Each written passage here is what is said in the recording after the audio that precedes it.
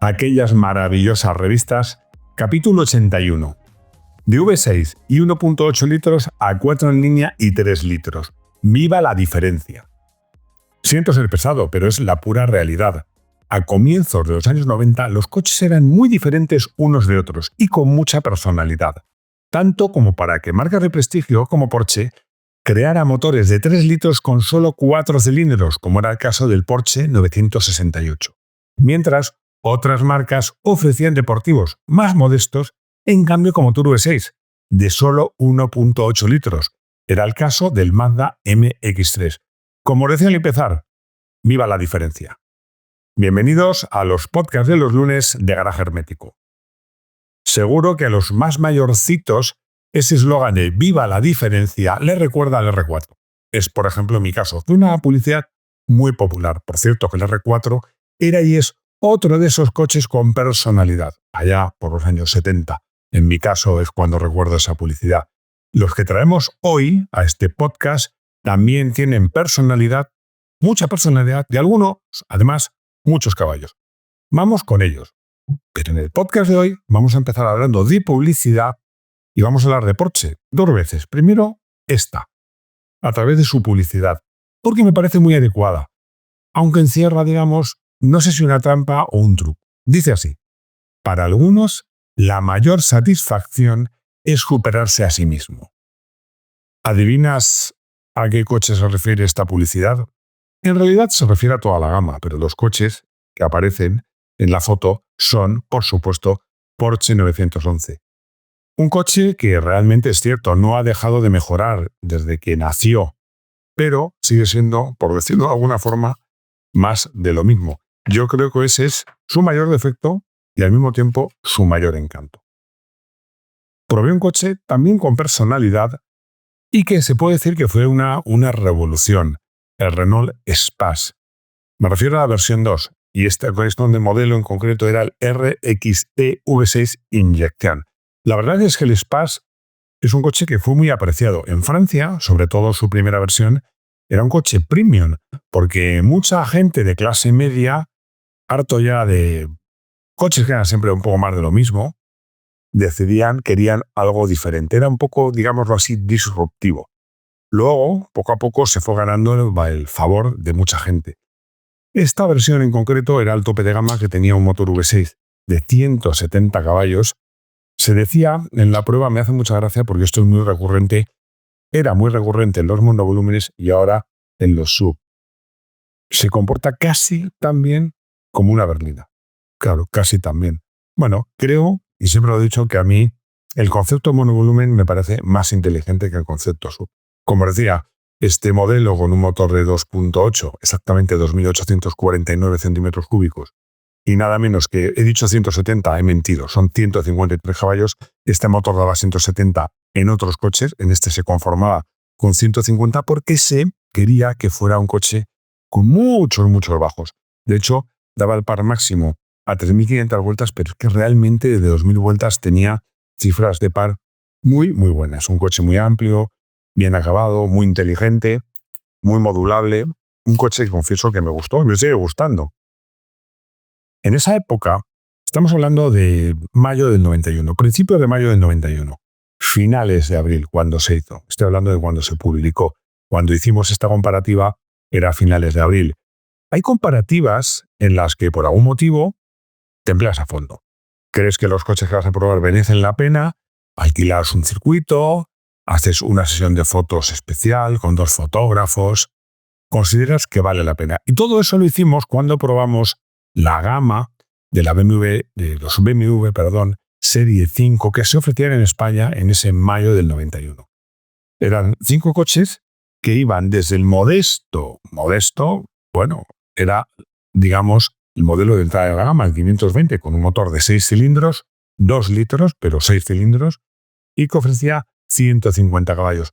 Un motor magnífico, pero que siempre lo he dicho, no se llevaba tan bien con el concepto de berlina, porque era un motor que requería ser alto de vuelta, no tenía excesivo para abajo, se llevaba mejor en un deportivo. En el Serie 3 se llevaba mejor, primero porque era más deportivo y segundo porque era más ligero, aunque estos coches con los criterios de hoy día, ni siquiera con los criterios de su época eran pesados, porque estaban, por ejemplo, esta versión 520 pasaba por muy poquito de 1.400 kilos, lo cual es un coche ligero si tenemos en cuenta que medía y mide 4,7 metros. Por el otro extremo, el tope de gama. Su majestad, el BMW M5, con un motor también de 6 cilindros, pero en este caso de 3,5 litros y 315 caballos. Sin olvidarnos, por supuesto, del turbodiesel, de 2,5 litros y 115 caballos. Para mí, el más equilibrado de todos, bueno, si me pudiera elegir, por supuesto que me quedaba el M5. Está clarísimo. Pero el más equilibrado era el 525, que tenía un motor 6 cilindros también, todos eran 6 cilindros, con 2,5 litros y 192 caballos. Por encima había un 535 que subía de cilindrada hasta 3.500, pero en cambio ofrecía solo 211 caballos. Eran unos caballos mucho más elásticos. Voy a hablar del MX5 porque voy a hablar de un coche que era el anti-M5. Me refiero a que en su momento muchos llamaron el Mercedes Porsche, que es el Mercedes 500e. ¿Por qué el Mercedes Porsche? Muy fácil, porque se fabricaban las instalaciones de Porsche. Ahí se concluía la fabricación y era un motor, unas suspensiones muy afinadas, meter el motor, que era un V8 en el vano, no era fácil. Bueno, a lo que iba. Era rival del M5. Pero realmente yo me atrevería a decir que el M5 estaba más cerca del concepto de berlina deportiva, mientras que el Mercedes 500e era más bien una berlina rápida. A ver, voy a explicar estos matices. Estos coches, no nos engañemos, nacieron, aunque estaban tan bien hechos y eran tan excelsos y corrían tanto y van tan bien, que se apreciaban en muchos mercados, pero estos coches nacieron pensando en el mercado alemán. ¿Por qué? Porque había, y sigue habiendo a día de hoy, autopistas libres de limitaciones. Con lo cual, estos coches podías viajar a 200, por decir algo, porque podían correr más, con un silencio, una seguridad, un confort y una amplitud, pues las propias de una berlina de lujo. Lo que sucede es que cuando rodabas en autopista, yo creo, si me tengo que decir, para rodar rápido en autopista, ¿cuál es mejor por aplomo, confort, incluso por potencia? Porque, como os he dicho, la potencia, la diferencia era muy pequeña. Era 315 caballos del M5 contra 326 del 500e. Pero claro, el uno era un motor V6 y el otro era un motor V8 que era un prodigio de suavidad, tenía 5 litros y tenía unos bajos absolutamente espectaculares. Con lo cual os diría, para viajar rápido por autopista, el 500e. Ahora bien, cuando te metías ya en carretera, no digo ya, no os imaginéis ese puerto de montaña con curvas cerradísimas, llenas de baches. No, me refiero a una típica carretera de montaña, pero en mejor estado, curvas más amplias, que puedes hacer tercera, incluso en cuarta. Bueno, en este caso, indudablemente, el BMW M5 era superior y sigue siéndolo al Mercedes 500e. Creo, como os decía, que a pesar de su tamaño y peso, se corresponde mejor con el concepto de berlina deportiva. En cualquier caso, como os digo, como decía este amigo mío, el peor para mí, el peor me lo quedo. Eran coches, hablo en pasado, pero no, eran y siguen siendo coches excepcionales. Y joyas mecánicas. Como una joya mecánica es el coche del que os voy a hablar ahora. Porque además así se definía en un pie de foto que decía, el motor realmente era lo distintivo de este coche. El motor 1.8 V6 con culata de 24 válvulas es una joya mecánica y el elemento más exclusivo del MX3. La verdad es que, claro, realmente era lo característico de este coche, que era bonito, era un coupé, no era un descapotable como el MX5, no era un coche con un atractivo arrollador que dijeras, ¡ay, qué bonito, quiero uno! Pero estaba muy bien hecho, tenía un interior, te voy a decir un poquito soso, no, un poquito austero más que soso. Unos excelentes asientos, la verdad es que eran 4 plazas, aunque las plazas traseras no eran para adultos, o por lo menos para adultos grandes. Lo mejor de este coche era su motor, porque era un motor refinado, suavísimo, delicioso, que iba de maravilla.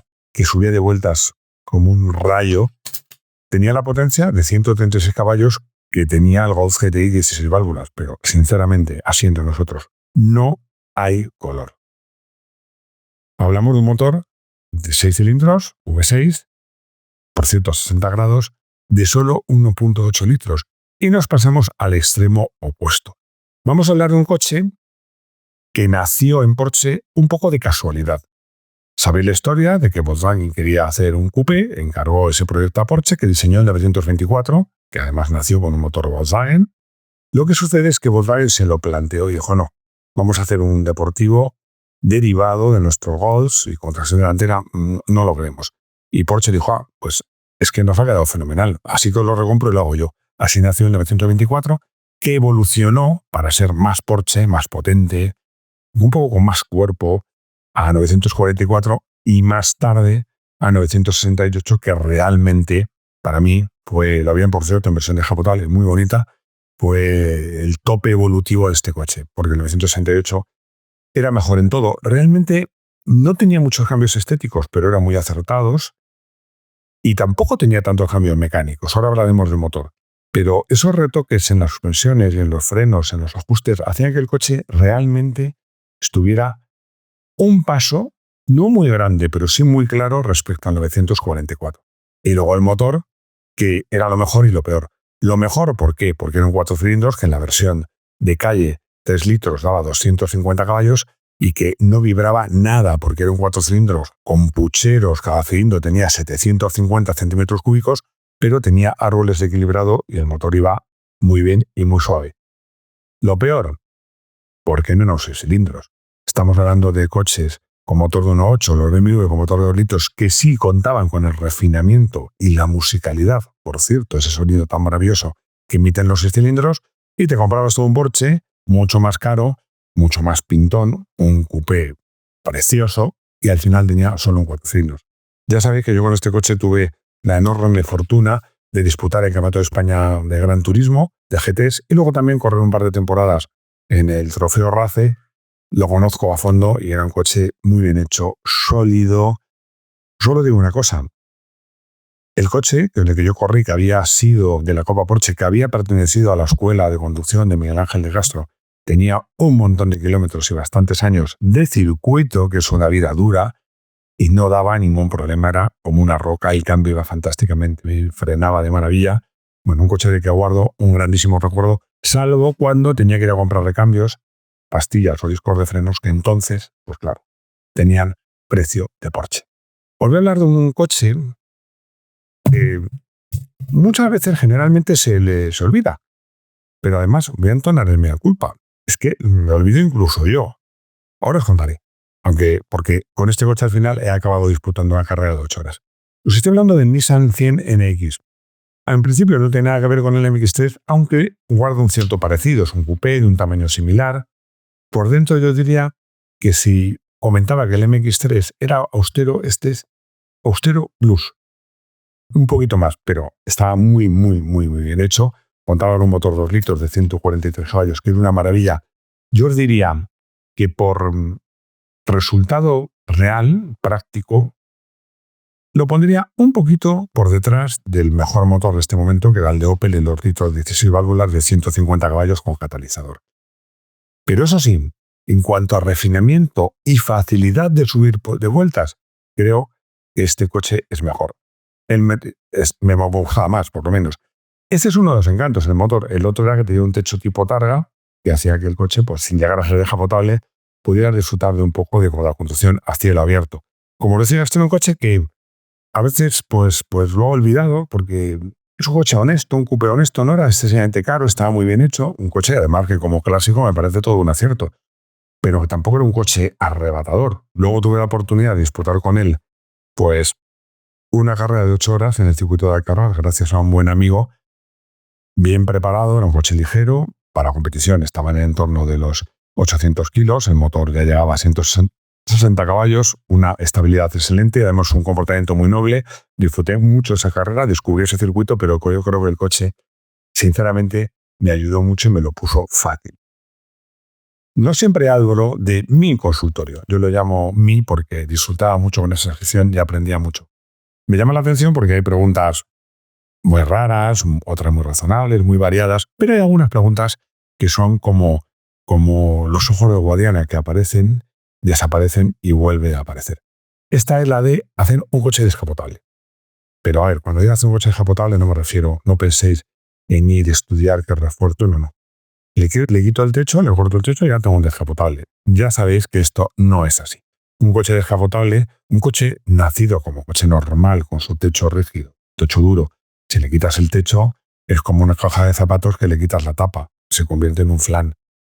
Es que no tiene ninguna rigidez.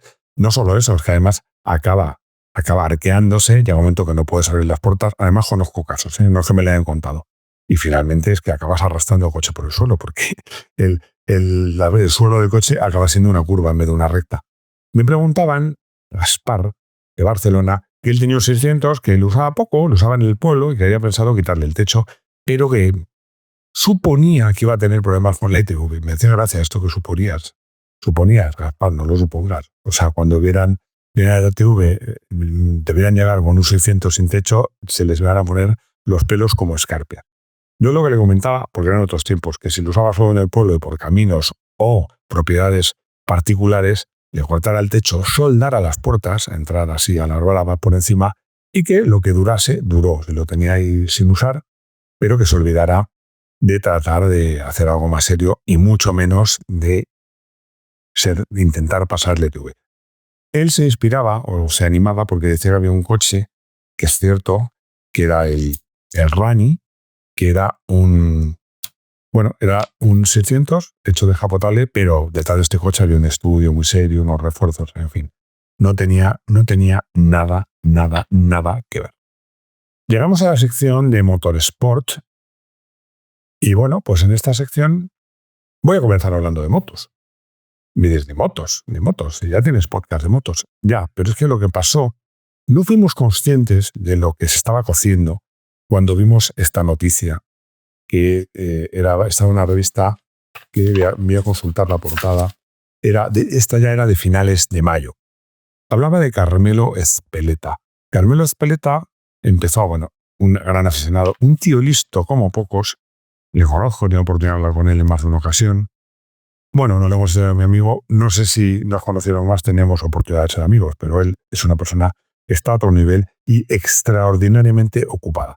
Comenzó organizando, pues llevando un poco las riendas de la parte deportiva del Real Automóvil Club de España, como sabéis, el propietario del circuito de Jarama, y fue durante su etapa cuando se creó el Campeonato de España de rallies sobre tierra, que fue todo un éxito y que lo sigue siendo muchos años después, tantos como 34 o 30 y tantos.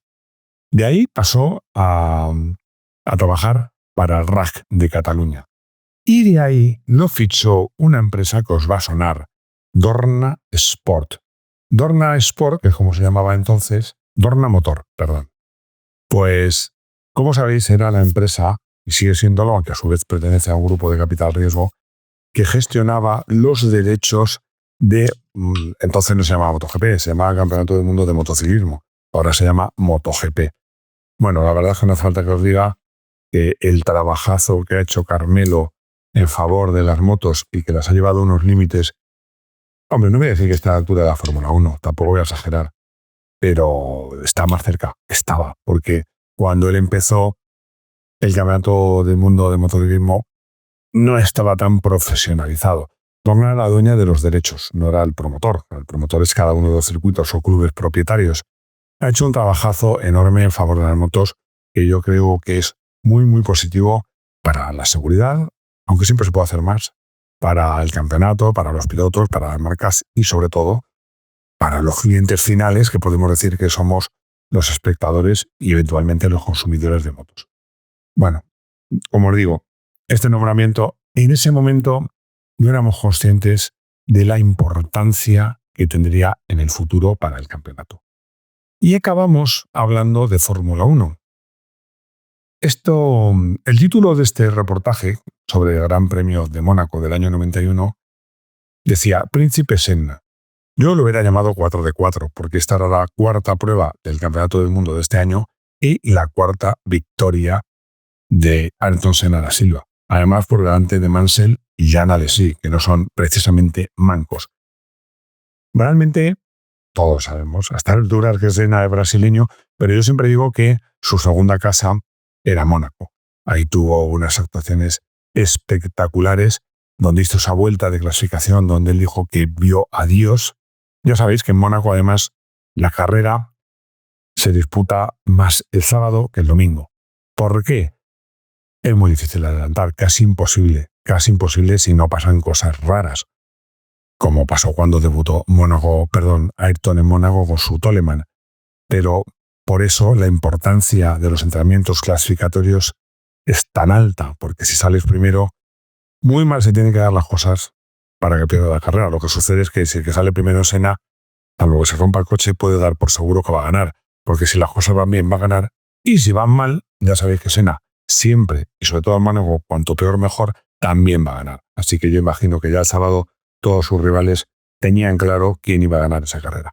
Bueno, con esto llegamos al final de este podcast. Espero que os haya gustado. Estoy pensando para el año que viene hacer algunos cambios. Os lo voy a proponer con tiempo a ver qué os parecen, porque quiero hablar de coches de competición, pero hacer una especie de historia de los coches de competición a lo largo de los años. Cómo han evolucionado desde el punto de vista mecánico, técnico, aerodinámico, también cómo ha evolucionado con ellos la forma de ver las carreras. Le estoy dando vueltas a unas ideas que os propondré para, en la primavera de 2025, cerrar este capítulo de aquellas maravillosas revistas y abrir otro nuevo. Nada más, como siempre, muchas gracias por estar ahí, por escucharme. Os lo agradezco infinito. Los comentarios que leo me divierto y aprendo. Y espero que me escuchéis de nuevo en los podcasts de los lunes de Garaje Hermético. Hasta pronto.